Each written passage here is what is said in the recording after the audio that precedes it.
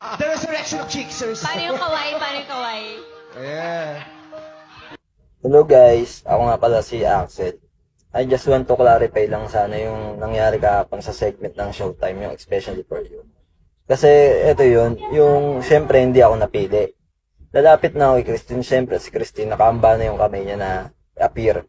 Ginawa ko, nakipag-appear ako sa kanya, tapos hinawakan ko yung kamay niya. Ang bala ko talaga sana ay bro code. Yung bro code na yun, yung shake hand, after na shake hands, yung didikit yung balikat sa balikat, tapos tap sa likod yung kamay.